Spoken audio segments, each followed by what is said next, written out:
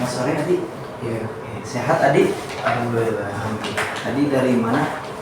Dari rumah langsung ke sini. Dari rumah langsung ke sini. Gak ada kuliah. Enggak, Libur berarti. libur ya. Oke, libur. Oke, baik. Gimana sekarang?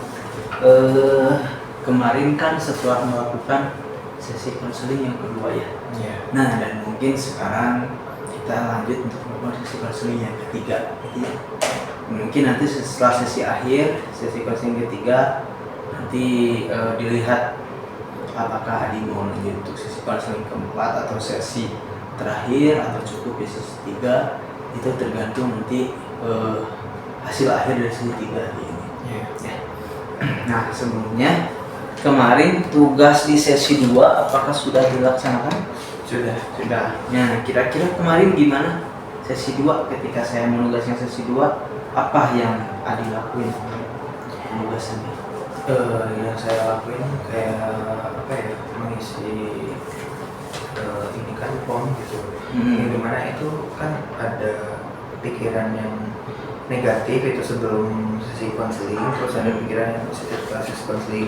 Nah, di situ saya mengisi dan mencurahkan apa yang sudah saya rasakan dan apa yang sudah saya lakukan. Oke. Nah, maka setelah kemarin mengisi Adi sudah mengisi sesi konseling atau tugas sesi konseling kedua, apa yang sekarang Adi rasakan? Alhamdulillah untuk setelah mengisi tugas sesi konseling kedua gitu tuh, sekarang saya lebih bisa kayak lebih berdamai sih sama diri sendiri kayak gitu, lebih bisa penerimaan diri lah gitu, lebih bisa punya pemikiran terbuka gitu terhadap apa yang sudah saya lalui masa lalu. Oke, jadi Adi sudah mulai merasa belajar gitu, belajar mengontrol diri Adi sendiri, belajar mengontrol emosi Adi, mengontrol permasalahan-permasalahan yang mungkin Adi ingat di masa lalu, dan sekarang alhamdulillah Adi sudah mengontrol semuanya gitu ya, sudah bisa merawat diri sendiri Adi gitu ketika mengingat permasalahan Adi. Nah, kira-kira contoh ketika Adi nanti teringat lagi masalah atau trauma-trauma yang Adi rasakan ketika dulu, apa kira-kira yang akan Adi lakukan? Yang saya akan lakukan ketika nanti saya terima masa lalu yang sudah saya alami, mungkin saya akan lebih kayak bisa penerimaan diri lah gitu, berdamai dengan masalah itu, karena mungkin trauma itu ataupun masalah yang saya rasakan di masa lalu mungkin gak bakal bisa kita lupakan kan, sampai kita mati pun bakalan terus kita ingat gitu. Dan kuncinya dengan cara kita bisa berkembang, lebih bisa kayak pemikiran terbuka, lebih kayak bisa memaafkan itu ya dengan cara berdamai dengan diri sendiri. Dan ketika mungkin hal itu datang dan terjadi ada di pikiran saya, ya mungkin saya akan lebih kayak ya udahlah gak apa-apa gitu, jadiin aja ini sebuah pelajaran gitu untuk kita berkembang di masa sekarang seperti itu. Maka ketika nanti trauma itu muncul lagi pada diri Adi, apakah Adi akan melakukan seperti Adi kemarin sebelum konseling lakukan, kayak nangis, kayak emosi, kayak intinya mah nangis serta emosi yang muncul, apakah itu akan terjadi lagi sama Adi? Kalau untuk nangis sih mungkin saya akan sedikit, soalnya saya tipikal orang yang kalau misalkan ketika ada apa-apa tuh langsung cengeng lah gitu, keluar air mata kayak gitu. Tapi untuk kalau emosi saya nggak akan ngeluarin itu, karena saya sekarang sudah bisa menerima diri dan mengelola emosi saya. Oke, jadi bagus sekali ya. Dan kemarin sangat mengapresiasi sekali karena Adi sudah melaksanakan tugas di sesi kedua itu dan sudah mengaplikasinya di aktivitas Adi, yaitu keseharian Adi. Nah, baik, di sini kita lanjut ke sesi 3 yang mana seperti biasa ya. Di sini ada kursi kosong. Nah, kalau mungkin kemarin sesi 2 itu ada 2 kursi kosong. Iya. Nah, sekarang mungkin ada penambahan 3 kursi kosong gitu ya. Yang mana ini akan mengingat kepada dulu masa lalu Adi seperti apa, dan akan mengingat seperti apa terjadinya dulu ketika Adi hingga Adi sekarang merasa trauma. Dan kita rasakan, kita ingat juga ketika masa sekarang Adi seperti apa, kenapa jadi trauma, apakah ada dampak di ketika masa sekarang Adi kuliah gitu atau enggak. Nah terus apa yang menjadi support Adi gitu, apakah ada orang yang menjadi orang yang paling berharga sama Adi, atau orang yang paling suka suka disupport gitu, tak suka disupport atau apa gitu. Nanti kita rasakan di sini supaya nanti ketika di akhir setelah ini itu ada sesi penyelesaian dan sesi pengakhiran, bahwasanya oh iya ya, oh gini ya, oh saya tuh lihat dulu tuh orang yang dibully kayak gini, orang yang ngejek tuh kayak gini, dan sekarang masih ada, dan oh kayak gini ya rasanya. Mungkin nanti bisa dirasakan, dan itu akan bisa menjadi Adi bisa lebih mengontrol lagi, bisa memahami lagi maksud Adi, bisa mengontrol diri, mengontrol emosi itu kayak gimana gitu ya. Nah itu sekarang akan dilaksanakan di sesi ketiga. Nah maka itu disebutnya role game atau role possession gitu ya. Jadi nanti ini ada 3 kursi, ini ada kursi A, kursi B, kursi C gitu ya. Mungkin nanti saya akan arahkan kursi A apa, kursi B apa, kursi C apa. Nanti setelah menyampaikan perasaan setiap kursinya, nanti akan sama Adi tanyakan seperti apa gitu ya. Ya. Oke, baik, sekarang boleh silakan Adi kira-kira mau duduk di kursi yang mana terlebih dahulu, urutannya A, B, C, mana yang A, mana yang B, mana yang C. Ini A, B, C. A, B, C, urut aja dia. Oke, silakan Adi duduk di kursi yang A, boleh. Oke, boleh silakan rasakan dulu kursinya, tempat duduknya, buat Adi nyaman terlebih dahulu ya. Oke, baik. Nah, di kursi A ini Adi sekarang berada di kursi A, yang mana di kursi A ini Adi nanti akan bertemu, ini ibaratnya akan bertemu dengan seseorang, yang mana seseorang itu seseorang yang ketika dulu ngebully Adi, ketika dulu mencaci maki Adi, mengejek Adi sampai ke tahap yang mungkin sangat di luar kendali gitu ya. Dan mungkin itu kan pasti banyak kan, tapi ambillah salah satu orang yang dulu Adi rasakan itu sering dibully, sering dicaci maki, sering diejek dan lain sebagainya, sampai ke tindakan yang mungkin tidak mengenakan bagi Adi gitu. Coba sekarang sama Adi silakan siapa orangnya gitu, tapi jangan nyebutkan nama, berinisial saja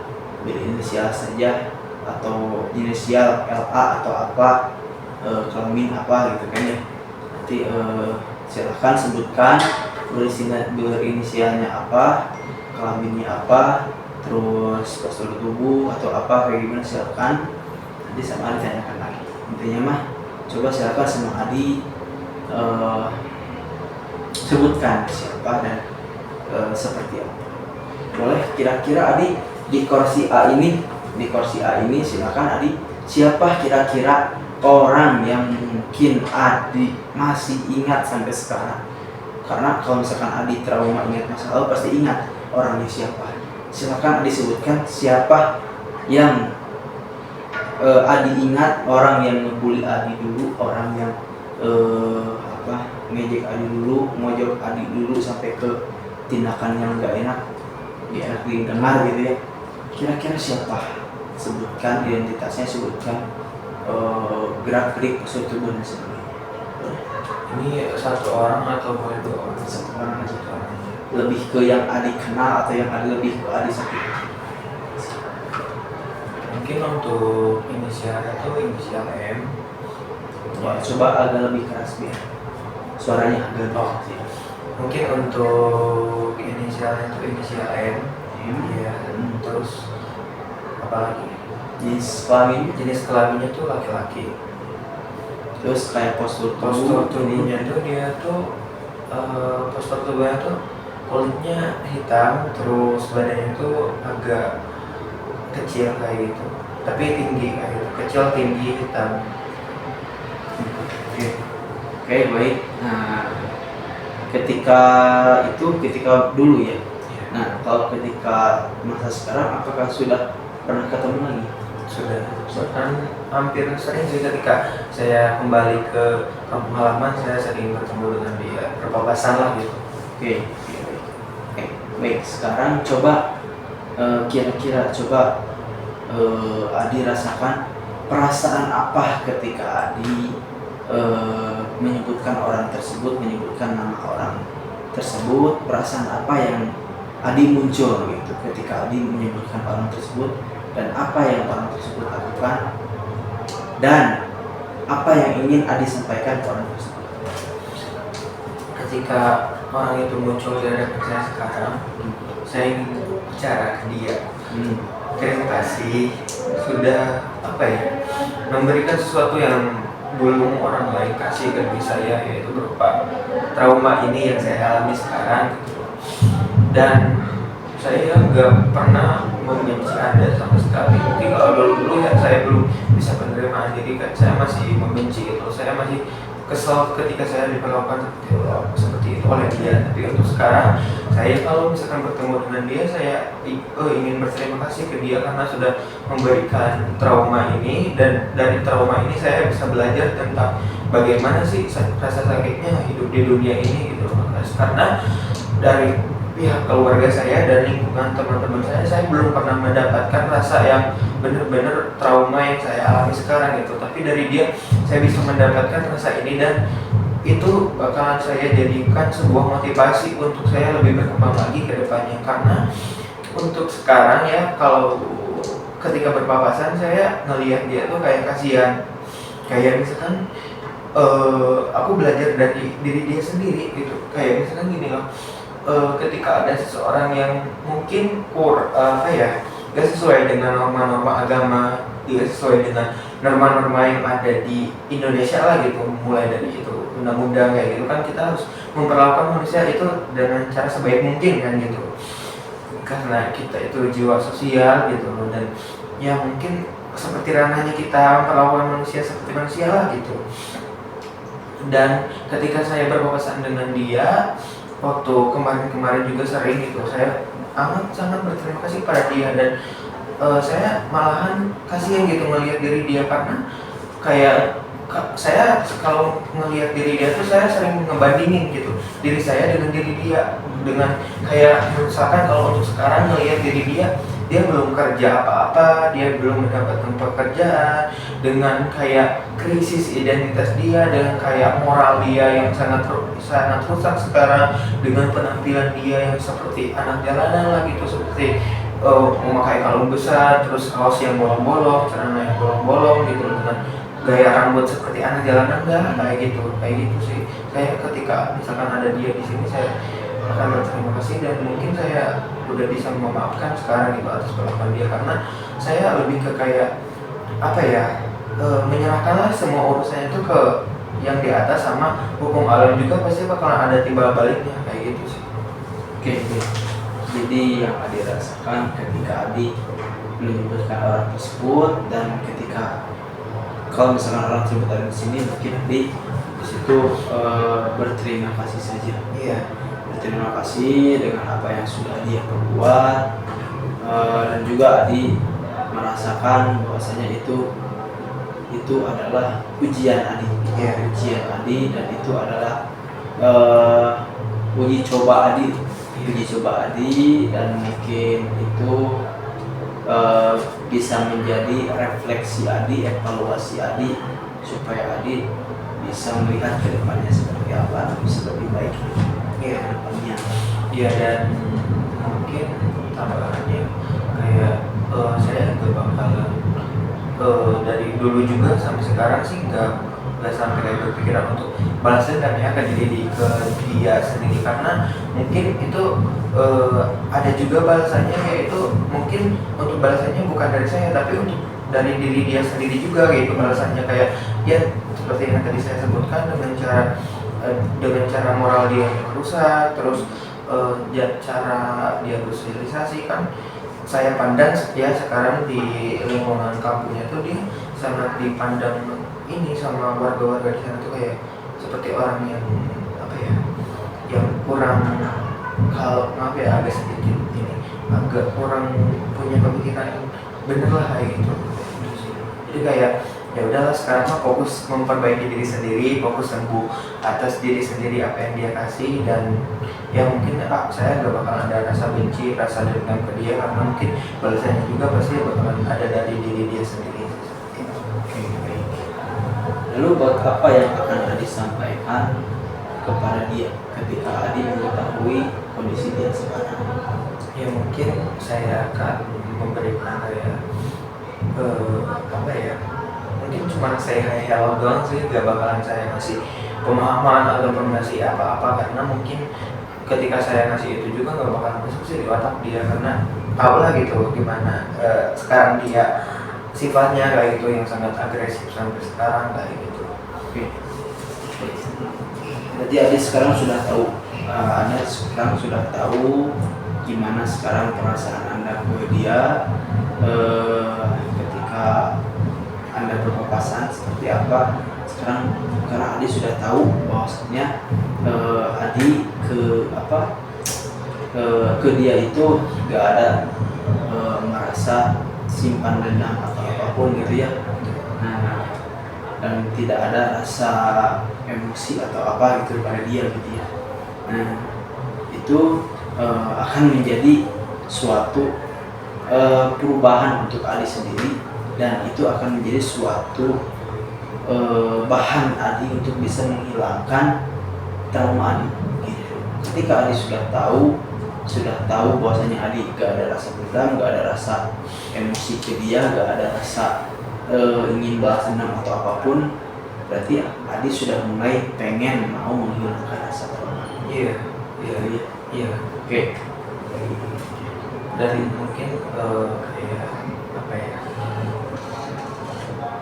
saya karena untuk diri saya sendiri yang saya tahu ya, saya itu tipikal ketika, tapi amit-amit ya, kayak ketika ada orang juga yang nantinya di masa depan ataupun di masa lalu itu ada yang mematahkan tangan saya, ya pasti saya bakalan maafkan itu orang yang sudah melakukan hal seperti itu ke saya, karena saya tipikal orang, mau seburuk apapun orang itu, mau yang ngehina apapun orang itu ke diri saya, ya saya pasti bakalan terus berpandangan baik ke dia. Karena apa? Karena dia juga manusia, dia juga mungkin kurang dari hal segi apapun sehingga dia melakukan seperti itu, dan saya sebagai manusia gak ada hak untuk menghukum ataupun untuk benci ke diri dia, karena saya juga di sini sama-sama manusia, sama-sama belajar, sama-sama juga butuh arahan lah gitu, sama-sama juga makhluk Tuhan gitu. Jadi kayak ketika ada orang kayak gitu juga mungkin saya bakal bisa memaafkan sih. Jadi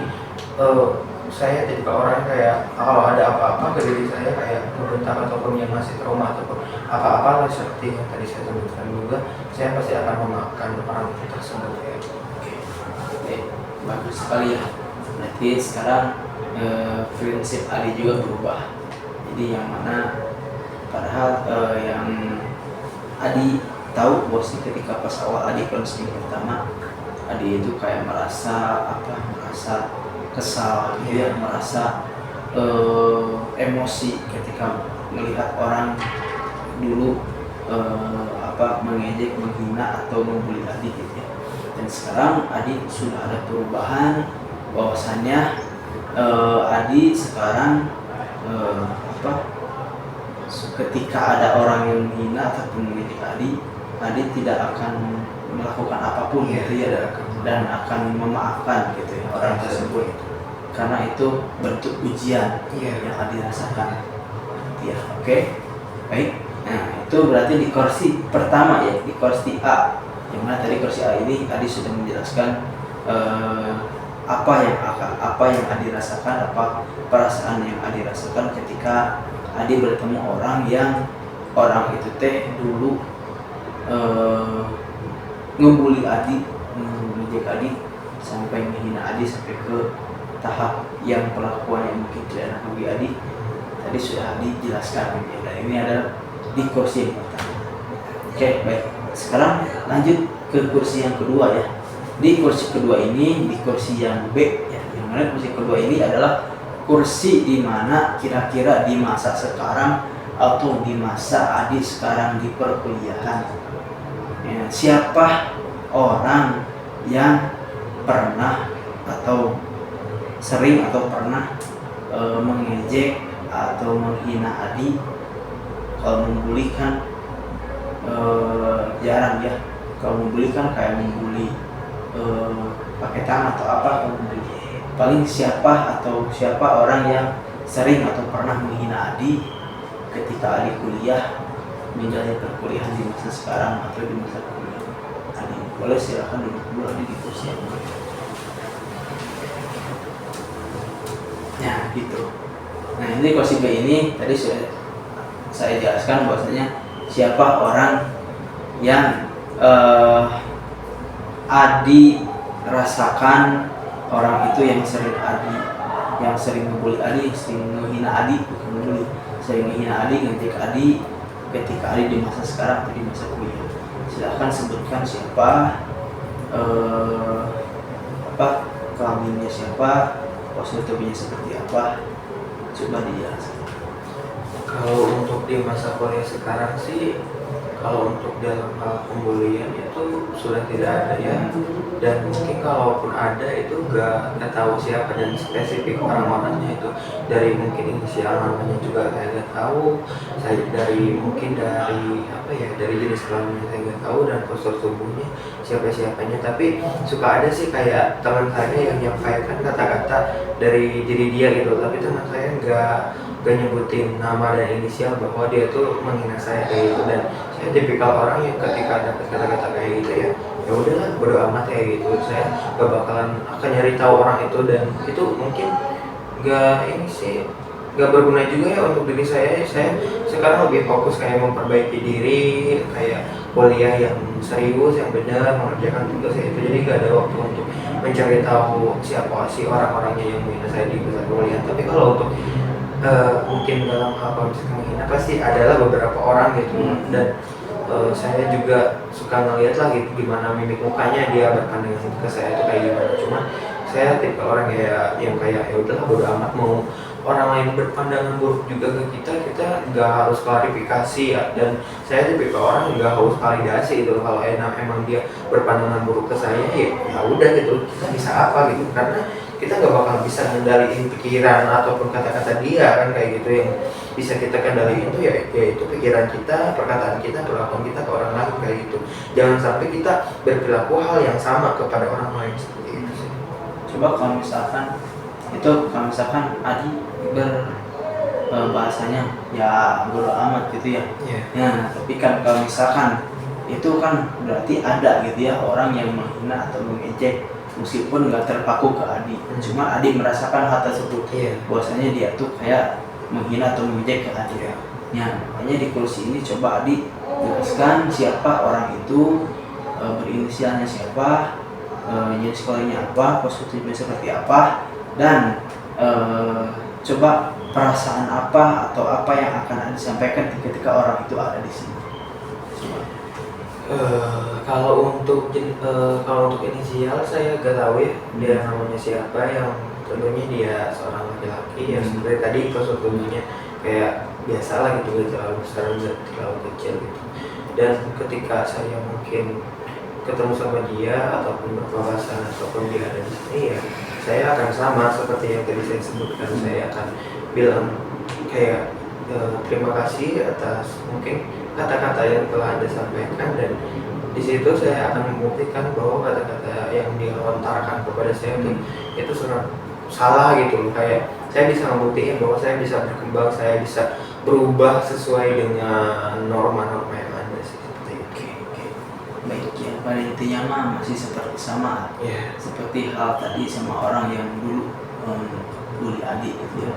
Oke, baik. Jadi sekarang Adi tidak merasakan apapun itu ketika di masa sekarang. Iya. Jadi ketika ada hal yang seperti itu yang menghina atau mengejek, Adi tidak berbuat apa-apa, Iya. tidak akan mengatakan apa-apa gitu ya. Ya seperti yang kemarin saya jelaskan di sesi satu, yang ada gertakan itu dari prodi lain kayak gitu kan. Itu kan cowok ya gitu ya. Dan kalau untuk pas hari itu mungkin saya agak sedikit kayak bertanya-tanya, enggak kesel sih, kayak malahan bertanya-tanya kenapa sih sampai dia melakukan perlakuan gitu kepada saya gitu. Apakah emang dia moralnya emang kurang ataupun dari segi pemikirannya emang agak dangkal kayak gitu. Saya malah bertanya-tanya sih, saya agak ada rasa benci, dan ketika mungkin saya ketemu lagi sama orang itu ya saya akan menanyakan kenapa sih kamu berperilaku seperti demikian kayak gitu. Paling cuman itu sih, kayak kenapa sampai bisa berpandangan ataupun berperilaku gitu kepada diri saya kayak gitu. Oke, baik. Berarti bagus sekali ya. Sekarang Adi sudah tidak ada rasa apapun untuk di masa sekarang, apapun itu orang yang menghina atau mengejek, meskipun itu enggak disebutkan ke siapanya, tapi mungkin Adi merasakan, tapi Adi tidak mempedulikan hal seperti itu. Pada intinya Adi fokus kepada tujuan Adi sekarang, mau gimana, mau seperti apa, dan mau menjadi apa. Ya seperti itu. Oke, baik. Itu untuk di kursi yang kedua ya. Oke, baik. Sekarang lanjut di kursi yang terakhir. Bahwasanya di kursi terakhir ini, boleh silakan dulu ada di kursi terakhir. Oke. Bahwasanya di kursi terakhir ini, di kursi C, yang mana kursi ini silakan Adi coba siapa yang orang yang membuat atau orang yang merasa orang itu berharga bagi Adi, merasa orang itu orang yang support, yang suka menyupport Adi, yang suka membuat Adi bahagia. Intinya mas siapa orang yang paling berharga dalam hidup Adi sehingga Adi bisa seperti sekarang, ada perubahan, ada hal baik gitu ya. Ada intinya mah setiap konseling di sesi 1 sampai sesi sekarang sesi 3, siapa orang yang kira-kiranya orang yang paling berharga dalam hidup Adi yang suka menyupport Adi. Coba dijelaskan inisialnya. Kalau untuk orang sih yang berharga tuh nggak ada. Ya karena saya berprinsip saya di sini berdiri sendiri, menyembuhkan dengan diri sendiri juga, berjuang diri sendiri. Ya mungkin ada beberapa sih kayak misalkan keluarga yang mendukung saya kayak untuk lebih berkembang lagi kayak gitu. Cuman saya jadiin kata-kata motivasi doang, nggak sampai kayak jadiin si orang itu tuh yang paling berharga di diri saya, yang paling kayak wah ketika saya ada apa-apa tuh langsung cerita ke dia. Nggak ada sih, paling saya cerita juga ke diri sendiri saya gitu. Jadi nggak ada orang yang benar-benar berharga di kehidupan saya, mau itu dari keluarga ataupun teman, karena ya mungkin ketika saya mungkin melakukan kayak berpandangan kayak oh si orang ini tuh berharga bagi kehidupan saya gitu, itu saya berpandangan gak bakalan baik untuk diri saya juga. Karena apa? Karena dia juga punya kehidupannya sendiri, punya masalahnya tersendiri, punya dunianya tersendiri lah kayak gitu. Dan ketika saya semuanya kayak berpandangan kayak bahwa saya tuh ini apa sih, merasa dihargai sama dia, merasa kayak didukung ataupun kayak gimana, untuk sampai sekarang nggak ada sih. Karena ya seperti yang saya pikir, karena ketika saya melakukan ataupun berpandangan kayak gitu ke orang, ketika orang itu gak memenuhi ekspektasi saya, ketika orang itu mungkin ada rasa capeknya dan lelah dan gak bisa menghargai saya, gak bisa mendukung saya, pasti diri saya pasti bakal kecewa dong kayak gitu. Nah daripada saya mengalami masa itu, lebih baik saya menghindari. Jadi ketika ada apa-apa tuh saya lebih ke memeluk diri sendiri sih dan menghargai diri sendiri. Baik, jadi dalam diri Anda sendiri, dalam diri Adi sendiri, bahwasanya di kursi yang ketiga ini tidak ada orang yang Adi anggap Adi berharga. Tidak ada orang yang anggap Adi itu yang support Adi. Tidak ada. Karena Adi bisa berubah sampai sekarang itu itu karena diri Adi sendiri ya. Karena saya berdiri di atas apa ya, pemikiran dan moral diri saya sendiri. Oke. Ya, jadi itu karena diri Adi sendiri yang membuat Adi berubah itu mungkin karena diri Adi sendiri, dan mungkin di aktivitas yang membuat Adi berubah itu mungkin ada kebahagiaan yang mungkin terasa sama Adi, mau itu kebahagiaan kumpul sama keluarga atau sama teman saja. Nah, gitu. Kalau untuk kebahagiaan di lingkungan itu ada sih, ada. Tapi nggak sampai kayak dijadiin kayak apa sih, saya merasa berharga gitu di kehidupan saya. Itu dari pihak keluarga, karena apa ya? Mungkin karena dalam konteksnya dalam pihak keluarga mungkin Areko kumaha oke, pasti kita bertemu ya 24 jam di rumah kayak gitu. Pasti orang tua juga ataupun keluarga juga tahu lah gimana, dan kita tuh kayak misalkan oh untuk hari ini mungkin dia terlihat kayak misalkan sedih ataupun murung kayak gitu. Nah jadi orang tua itu ataupun keluarga itu memberi motivasi, memberi arahan gitu untuk lebih berkembang lagi. Dan untuk di luar lingkungan keluarga itu ada sih lingkungan kelas sama apa ya, komunikasi sama dosen. Karena kan saya kehidupan di BK mempelajari manusia, mempelajari gimana moral, pemikiran, psikologis dan hal yang lainnya gitu.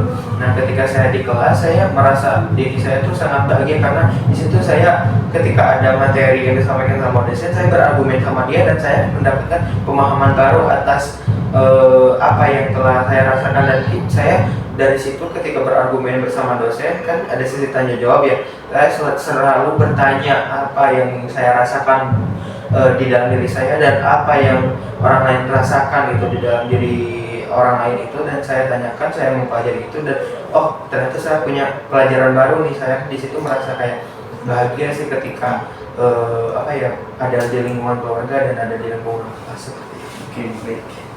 Berarti dari situ tetap berarti ada sesuatu yang membuat Adi berharga. Yang paling intinya yang membuat Adi berharga itu untuk perubahan Adi itu yaitu keluarga sama lingkungan kelas ya. Gitu ya. Tapi cuma nggak terpaku ke satu orang, tapi terpaku ke semuanya. Oke, baik. Jadi itu yang membuat Adi itu bisa berubah sampai sekarang, bisa lebih baik. Itu dorongan yang membuat terasa Adi sangat berharga itu dari faktor keluarga sama faktor kelas. Oke, baik, sangat bagus sekali. Sangat mengapresiasi sekali 3 kursi kosong ini yang berdampak pada diri Adi sudah terselesaikan. Boleh sekarang Adi duduk kembali seperti semula ke sini. Oke, baik.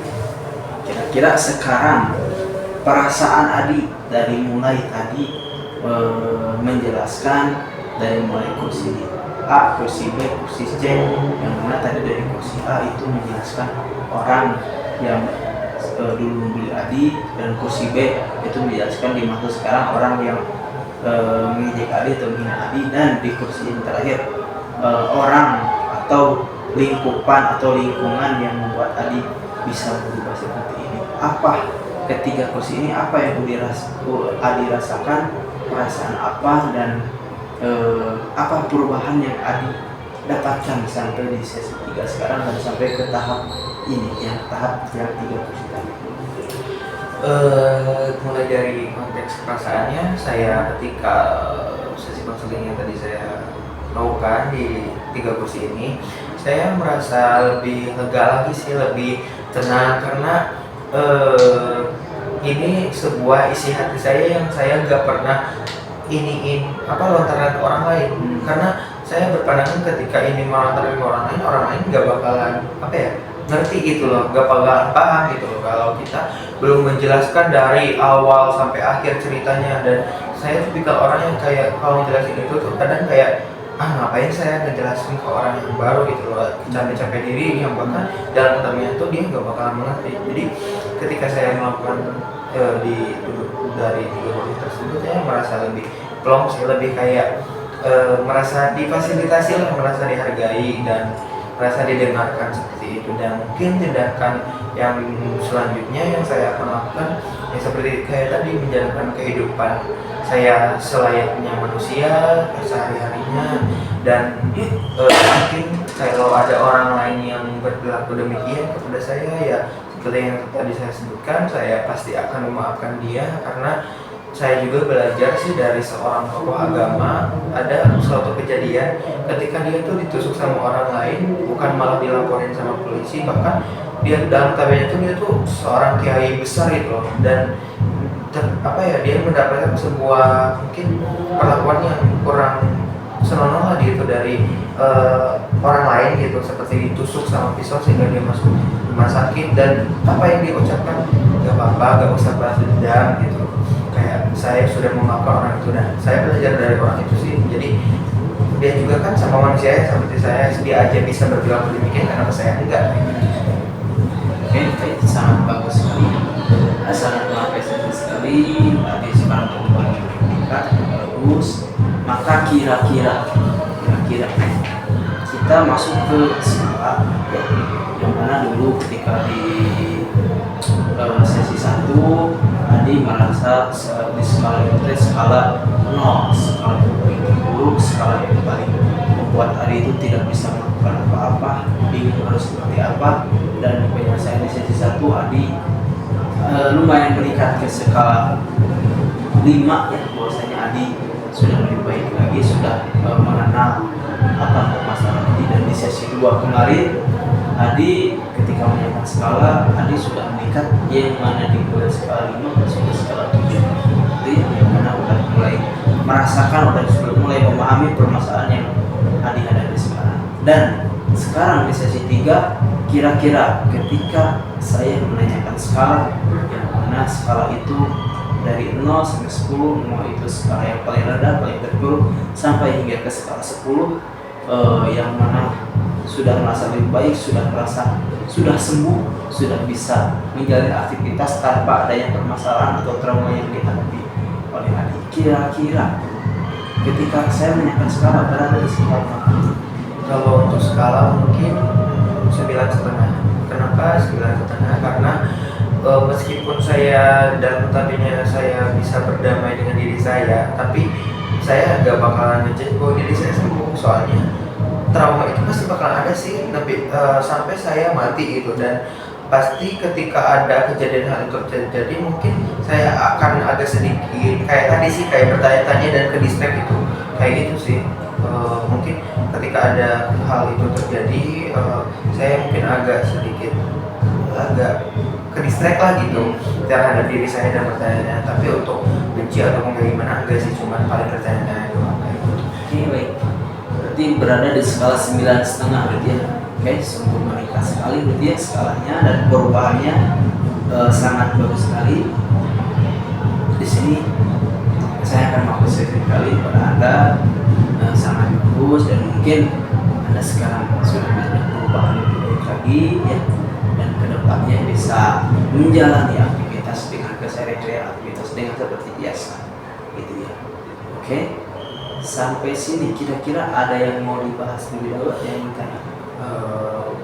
Nggak ada sih, mungkin saya akan mengucapkan terima kasih karena sudah memfasilitasi saya, karena sudah menjadi fasilitator saya mendengarkan cerita keluh kesah saya dari sesi 1 sampai sesi akhir ini. Oke, kira-kira sebelumnya sama-sama ya. Oke, kira-kira apakah mau lanjut ke sesi selanjutnya di sesi 4 terakhir, atau cukup di sesi 3 saja? Cukup sih sampai sesi 3 saja, karena saya sih nggak sampai sesi 3 ini saya juga sudah merasa puas terhadap apa yang akan lakukan terhadap diri saya sih. Oke, cukup berarti cukup di sesi 3 saja, karena Adi sudah merasakan lega dan sudah merasakan ada kesembuhan yang hadir sekarang Adi di sini. Oke, baik.